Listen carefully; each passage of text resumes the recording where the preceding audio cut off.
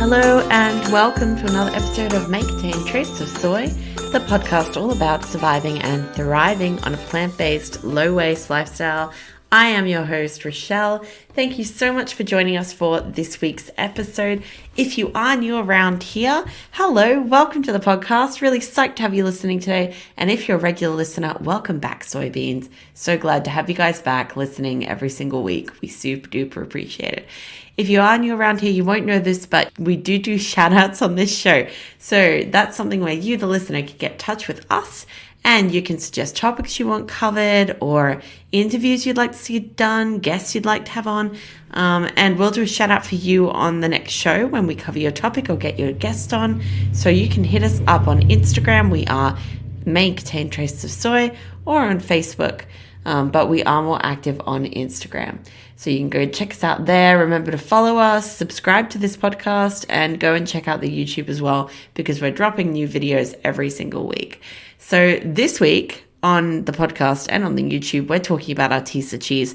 And on the podcast, I was lucky enough to interview Julie from Artisa, and she is the founder and the head cheese creator there. So that was amazing, and she was really giving of her time. She also took us on a tour through the facility at Artisa, and even did a little cheese board with us, which was absolutely amazing. So you can listen to the podcast here now and also go and check out Artisa in the show notes. You will find links to go and join up with their mailing list and to go and have a look at them on social media. Check out the website. Remember, you can order directly through them and you can get it delivered to you. And without further ado, I hope you guys enjoy this week's episode. Today we are speaking with Julie from Artisa Cheese. This vegan cheese brand launched in 2016 and has been featured in the Sydney Morning Herald, the Examiner, SBS and the Weekly Times. Artisa has picked up awards from the Royal Hobart Fine Food Awards and the Royal Tasmanian Fine Food Awards, winning a gold medal for their Derwent and Rosy cheeses. And this brand is fast becoming a go-to for vegan foodies nationwide. We are massive fans. Thank you so much for joining us today, Julie. Thank you for asking me, Rochelle. I'm looking forward to chatting with you. I'm so excited to have you on board for the chat today. Now, as I understand, you have quite an interesting background. You were a molecular biologist doing research. Is that correct? That is correct, yes. Wow. I did my PhD back in New Zealand, and it's led me down an interesting path. It took us to the States for a few years for a postdoc fellowship, and then to Sydney, where I was still working in research. I think 12 years in Sydney before we decided that it was time for a change, and we moved to Tasmania to start my vegan food empire. Wow, well, I mean, it seems like you've done very well. Since launching in 2016, you've picked up quite a few awards down here, so that's pretty exciting. Can you tell us a little bit about the process for making the cheese? I read somewhere that you follow a very similar process to dairy cheese. Sure, the really key difference is that we don't have a curds and whey step in making our cheese. So we have cashews, they are soaked overnight, they get washed, they go through what's called a colloid mill, which grinds them up incredibly fine, just comes out as a beautiful silky smooth cream. We add just enough filtered water to process the nuts. There's a little bit of refined organic coconut oil that helps to give it a nice creamy mouthfeel. We add some beautiful Tasmanian sea salt, and that is helping to preserve the cheese as well as adding flavour, of course. And then once it's all ground, we add our dairy-free probiotic starter culture. So that's similar to the starter cultures that dairy cheesemakers use for the stage that they call ripening the milk. So we culture overnight, and that stage is really a bit like making yogurt. It goes, for the cashew cream, it goes tangy, it goes thick, and next morning we check the pH, make sure it's got to where it needs to go, and then it goes into the cheese molds depending on what style of cheese that we're making. Wow, that's so interesting. So I guess your background would have come in very handy in this. Would that be correct? Because there's quite a bit of science, I would imagine, to all of these little elements. It is. I mean, I think, people come at cheese making from so many different directions. It's really interesting. We were lucky enough to spend a couple of months in Europe a few years ago, and we visited some of the leading vegan cheesemakers in Switzerland and Germany, and they've all come from completely different directions. One guy was a network engineer, so his specialty is, still networking. He does a lot of online activity, a lot of teaching.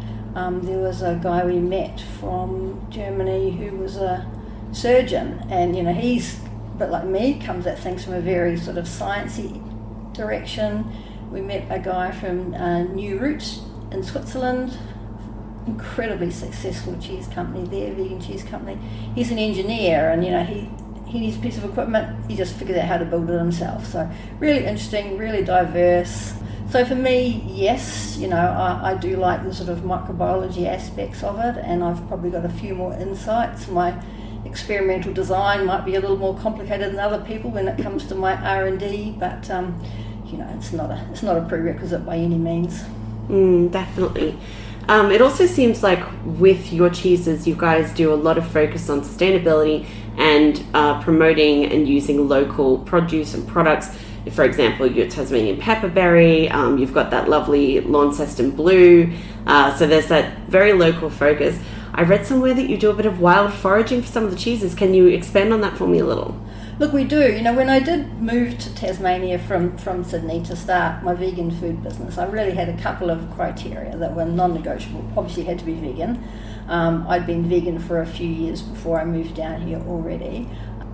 And I really wanted something that would showcase Tasmania's beautiful vegan-friendly produce.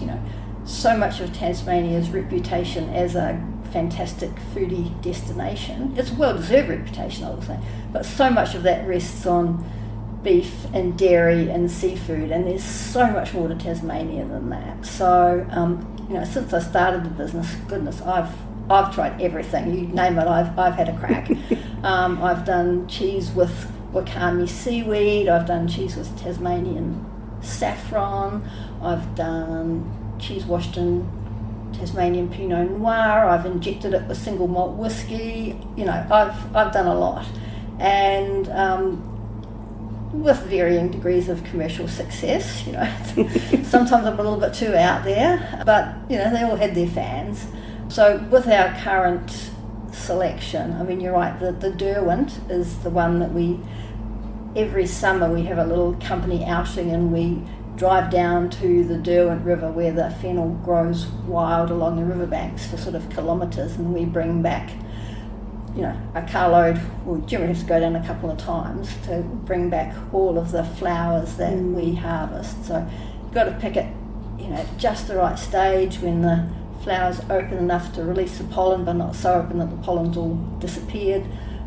You've got to leave some for the bees and try not to get stung, which we haven't always managed to do, but we've had a few. Only one incident so far with bees.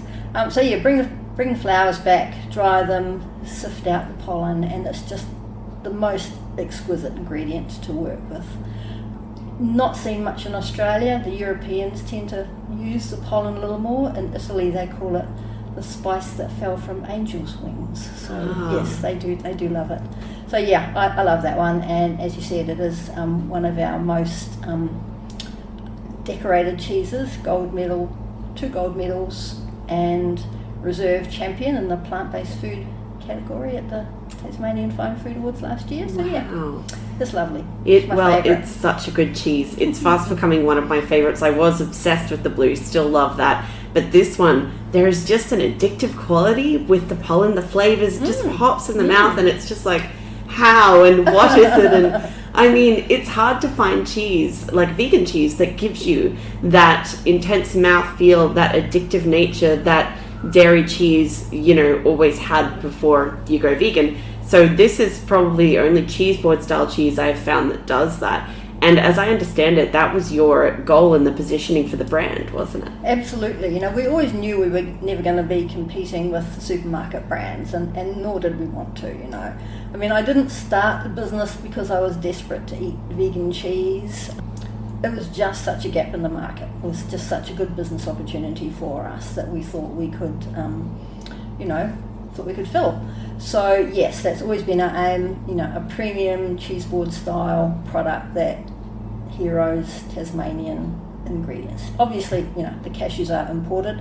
One of our sort of top R&D goals is to find something that's grown, if not in Tasmania, at least in Australia, that we can use rather than the cashews. But we just haven't found anything that gives us the right sort of mouthfeel, the right texture. So it's a work in progress, that one. Yeah, but it's always a balance with these things when it comes to sustainability. You can do what you can do without compromising the integrity of the product, and that's where you've got to go to.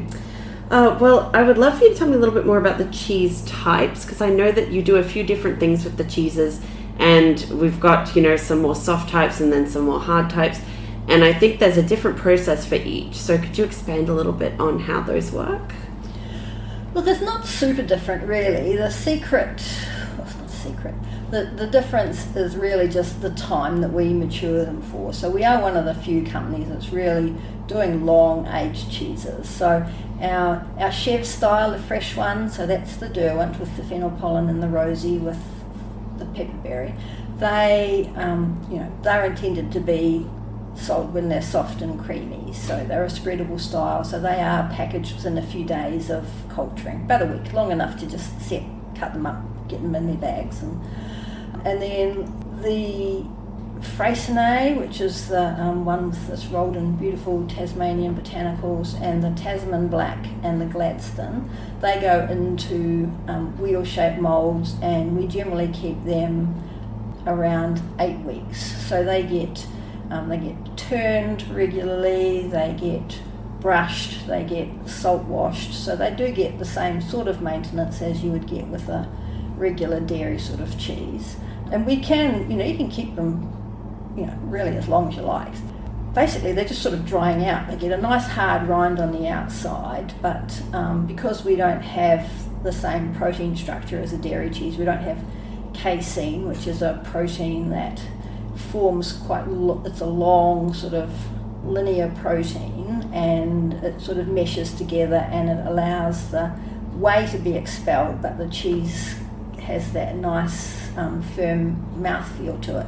So the main proteins in cashews is actually like a round ball, globular, so it doesn't stick together, doesn't allow you to expel the moisture, so it just takes time. So at an 8 week mark, the rind is really nice and firm, but the middle is still a little softer, depending on the size of the wheel that we make as well. The Launceston Blue is a bit more complex. We do obviously add a second culture in when we're making that one. So we have our probiotic starter culture, which is working to bring down the acidity, and then we add the traditional blue culture, which is called Penicillium roqueforti.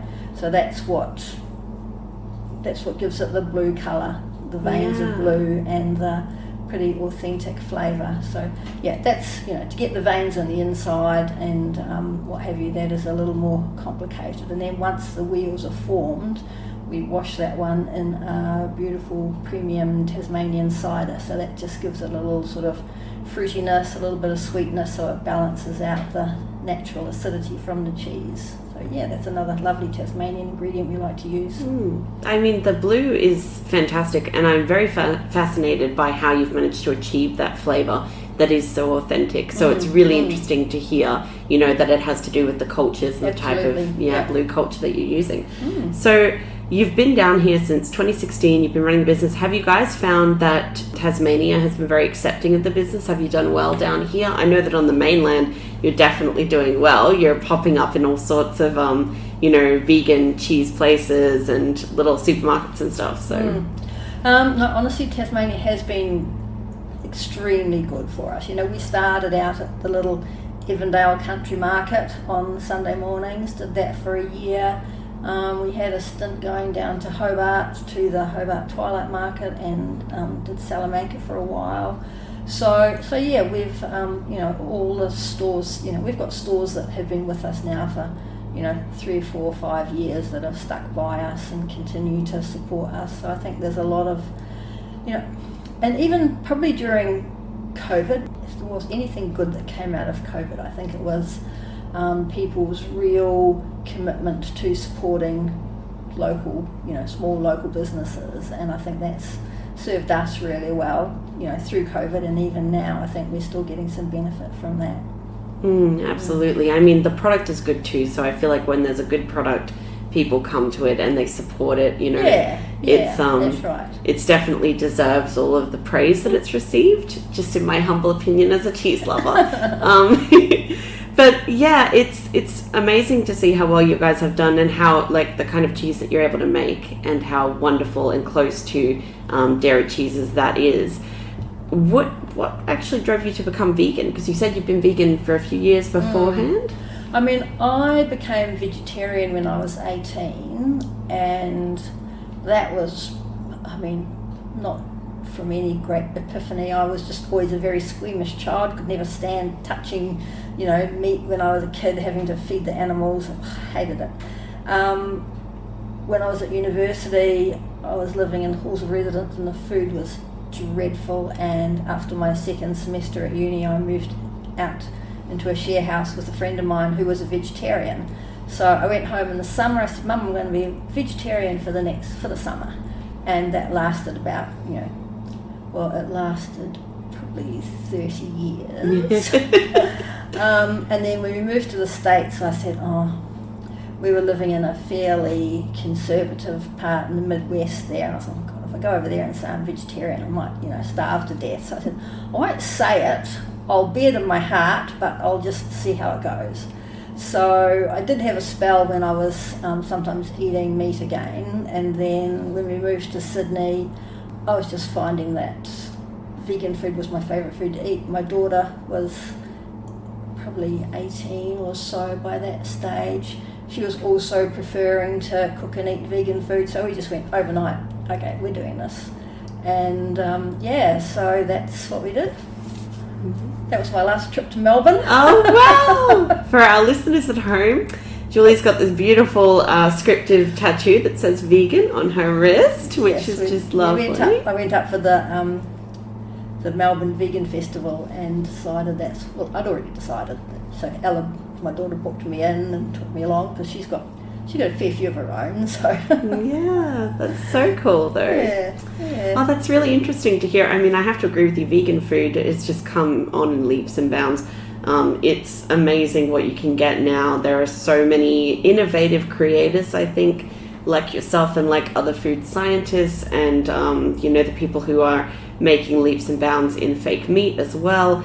There's just so much to try, and there's so much really good food out there that it doesn't matter whether you're vegan or not, the food is still lovely, and that's a wonderful kind of place for us to be in Absolutely. The movement. Yeah. We decided from the very beginning, we realised that, we weren't going to make a go of this business if we were only making something that vegans wanted to eat. It needed to be something that was going to have wider appeal for that. And I think one thing that we probably underestimated at the time was that the number of people that just can't have dairy for health reasons.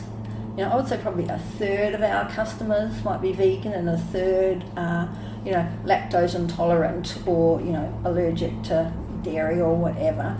And then probably another third that'll just give it a try, And that sector's growing, and I think all of the statistics bear out the fact that it is the sort of flexitarians, the people that are reducetarians, or all these crazy words to describe them, they're driving a lot of the interest in plant-based meats and things in particular. The growth's been phenomenal in that space over the last 5 years or so. Cheese has been a harder one to get right. I think it certainly hasn't reached, burgers and,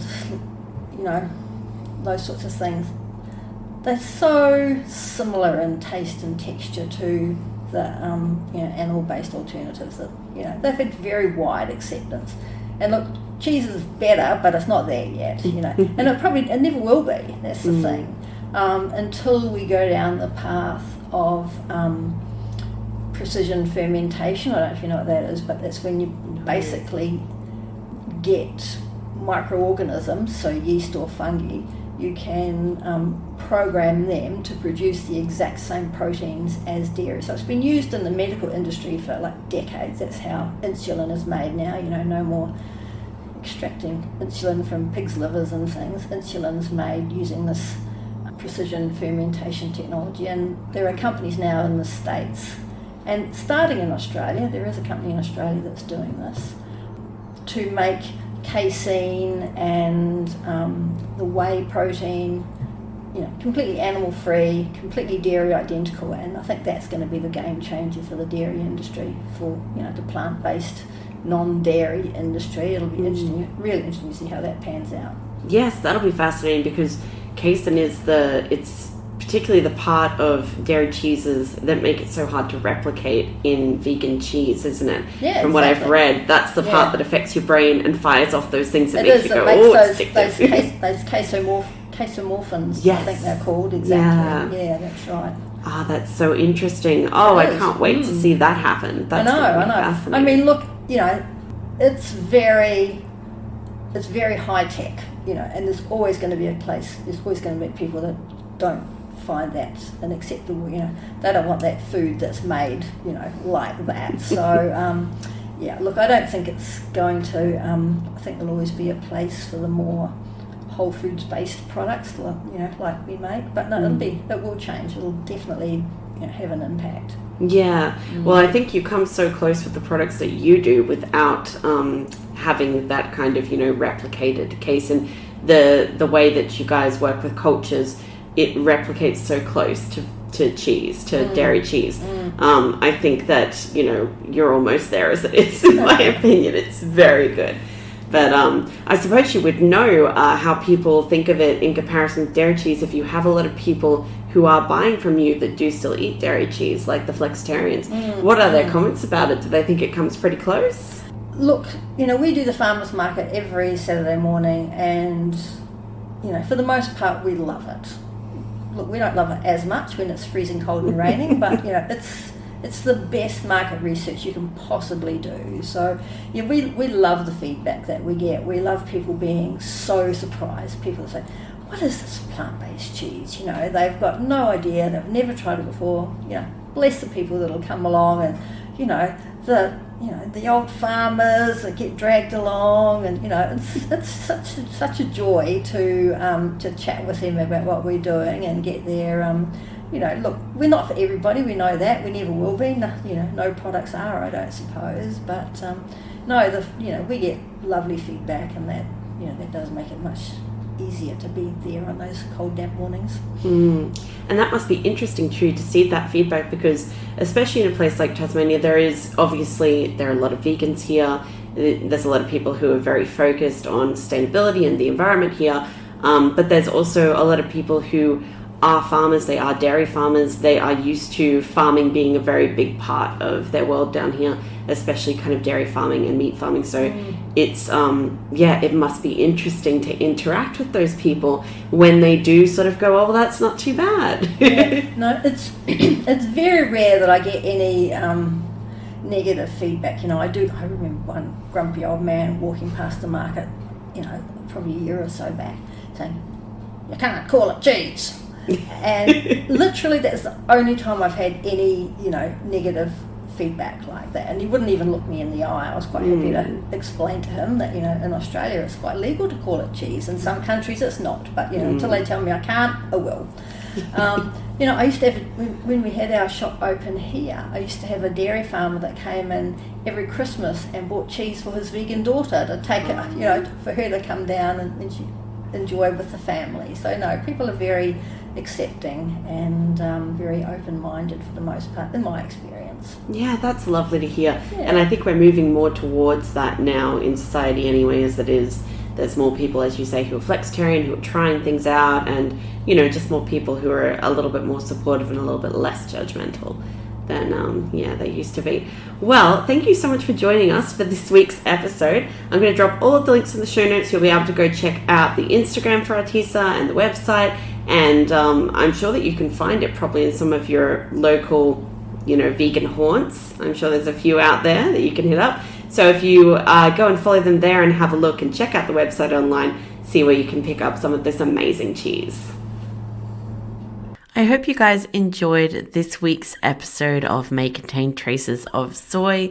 Julie was so incredibly giving of her time, and I really just want to do a big shout out to her and say thank you again, because she gave me a whole afternoon of time and let me record at the actual Artisa shop where they're making the cheese. So that was really amazing. Remember to head to the show notes now and check out Artisa. Go to the website. You can order the cheeses to be delivered to you, which is absolutely amazing. I highly recommend it. Legit, the Derwent and the Launceston Blue are two of the most amazing cheeses I've ever tasted, and the rest of them are pretty great too. I would also recommend the Gladstone and the Freycinet, and basically all of them, because wow, they're all super amazing. But yeah, definitely go check them out. Head over to Instagram and follow them there, and on Facebook as well. And definitely head to the YouTube this week and have a look at our video. We do have a tour of the facility that we've included in there, and we've got a breakdown of how to put together a vegan cheese board, what you can put on it, and then I taste the cheeses and basically just go wow a lot, because they're amazing and I love them. Thank you so much for joining us for this week's episode, guys, and we will catch you in a week.